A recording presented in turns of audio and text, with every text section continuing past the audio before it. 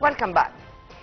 The Egyptian participation in international tourism exhibition is very important, and it's taking place for, let's say, tens of times per year to make sure that we are promoting for our tourism sector and doing our homework to attract more visitors from all over the world. To shed more light on the latest participation of Egypt in one of the most important international tourism exhibitions, we are very much delighted to have with us via phone Mr. Yehya Abdul Qader, our tourism counselor and expert. Thank you very much for being with us, sir, and a very good morning. Good morning. Let's start immediately with the importance first of participating in international tourism exhibition, and to focus on this one, which is taking place even as we speak in the French capital, the IFTM Top Risa 2024 International Tourism Exhibition. So really, each tourist destination worldwide is eager to promote its attractions and facilities, resorts and hotels and corporations, archaeology and heritage as well. So, professional exhibitions and trade shows and travel shows and tourism shows worldwide is one of the major instruments to promote tourism worldwide. Yeah. And Top Risa, the one being held now in Paris, is one of the top travel shows worldwide. It was established half a century ago, and Egypt has been participating since the 70s. Yeah. Oh, for 5 decades? Yes, it's last, it was established in 1978. Okay. Sir, as far as I know, and would you please correct me if I'm wrong, that Egypt is already participating, as you've kindly mentioned, in many international tourism exhibitions worldwide. The preparations ahead of our participation, in Berlin, for example, is it different than Paris? In Paris, is it different than New York? Our homework is different according to the market we are going to go in, or it's all the same story, but it only differs in the finest details.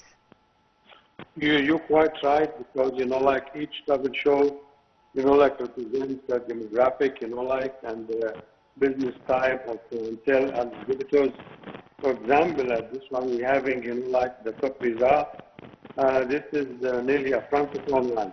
Yeah. Because, we have the countries, we have France, we have Switzerland, we have Belgium.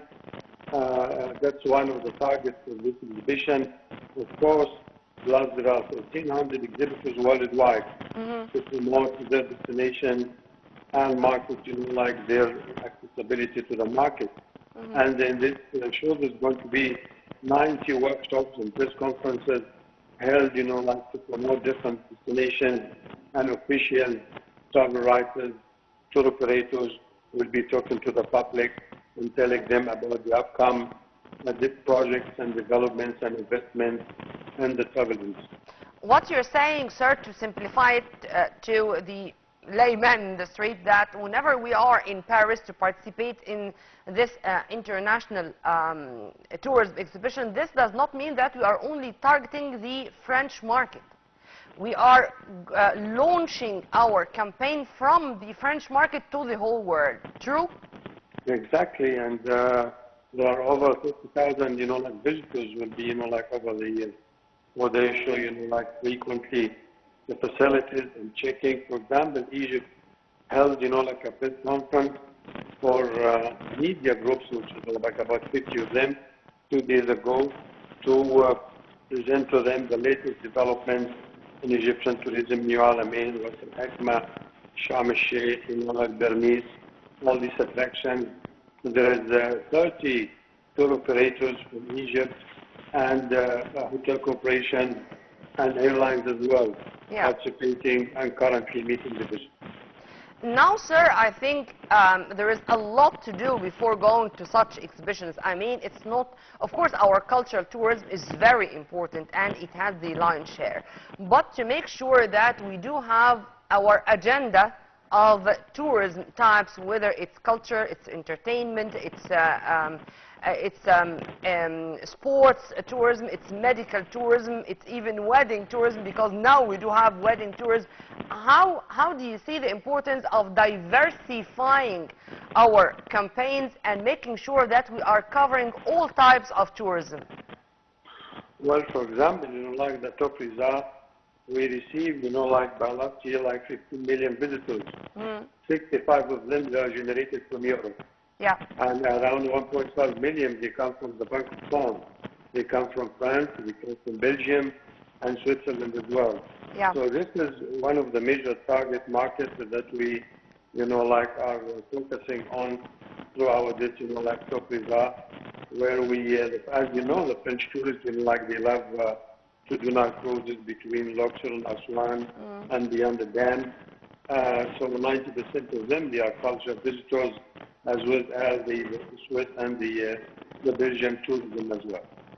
I don't know, sir, why I feel that there is a special bond between the Egyptian and the French people for 3 centuries right now. I mean, the ancestors, the grandsons of Champollion, who was one of the main reasons behind understanding the Egyptian old civilization and us.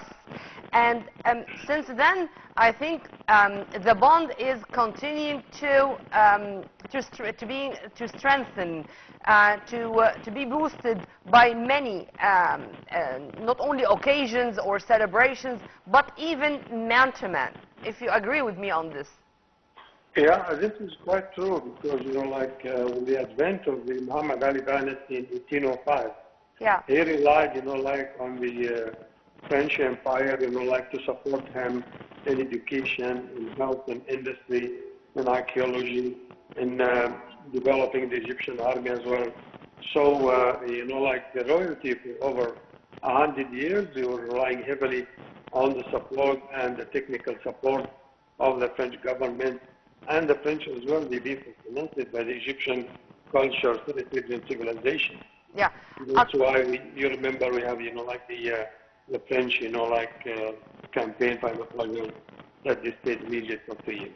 According to your experience for decades in this field, when it comes to the French guest or the French tourist, what are the most important attractions here in Egypt, which can be a major attraction for him or her, of course, and for all different age categories here? I don't mean only the youth or the elderly people. Well, French visitors, like, and tourists, like Egypt, they are mainly, like attracted to Egyptian history, archaeology, culture, and heritage. They love the Egyptian civilization, and if you go, like, for example, to visit the Louvre Museum, you will see the magnitude of the Egyptian artifacts over there. And there are some artifacts which doesn't exist in Egypt, but you can find it, the alabaster tigers, like over there, and lots of antiquities as well. So they've been hypnotized by Egyptian civilization a long time ago. They teach it in the schools, in the universities, in kindergarten. So that's why they love, the families, they love to bring the children, and they enjoy cruising the Nile all the way from Cairo to Luxor to Aswan and beyond the dam. And they love to come, for example, in the winter season. Yeah. Because this is the high season for the French tourists. And like 10% of them, they love, like go to the resort like Sharm el-Sheikh, Qader, and Marsa Alam. So because they love, like driving and parasailing. This was my coming question, sir, not only regarding the French tourists, but in general. We already started our high season. I mean, started from September, and I think it's going to continue and for the coming few months. What's our homework to make sure that, inshallah, we are going to receive more tourists, despite the fact that we had a record last year, but the sky is the limit. I mean, we are working for attracting more and to receive more and more visitors. Yes, this is quite true. Like the main attraction for visitors and tourism worldwide is quality of the services. As you know, there are countries, like which don't have the heritage, like, and the antiquities an archaeological history of Egypt, but they can exceed like Egypt in the number of inbound travel to its destinations. So keeping quality tourism, this is the prime target where you can attract education, where you can attract medical tourism, where you can attract spiritual tourism, where you can attract culture, shopping, wedding, adventures, entertainment, meeting, exhibitions. Like all types of the travel will come to you once you know to have a quality tourism. Amen to that, and I do agree with every word you said, sir. But hotel rooms, how many hotel rooms should we have to absorb the biggest number of tourism? And here I'm not talking about the far future, no, in the near future. Well, currently we have 230,000 hotel rooms nationwide, and we need to increase this at least by like 10 to 20,000 rooms to reach, like the target we're looking for in 2030 to secure, like 30 million visitors, inshallah. We need, as I mentioned, rooms in the 3, 4-star, 5-star, and luxury and upscale categories as well. And we need like yacht hostels, we need budget hotels, yes.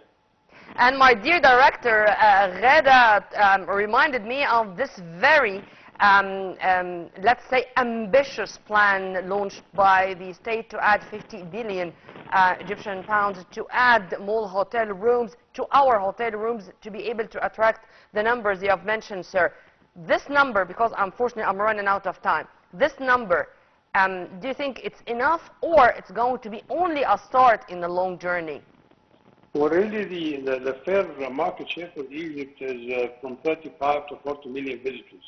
I mean, look at Turkey, look at Dubai, look at Morocco. So, like in the Middle East. So, like these are our competitors. So, really, they are doing well, and we'll be catching up with them, inshallah. Mr. Yehya Abdul Qader, our tourism counselor, thank you very much for your input, sir, and have a very good day.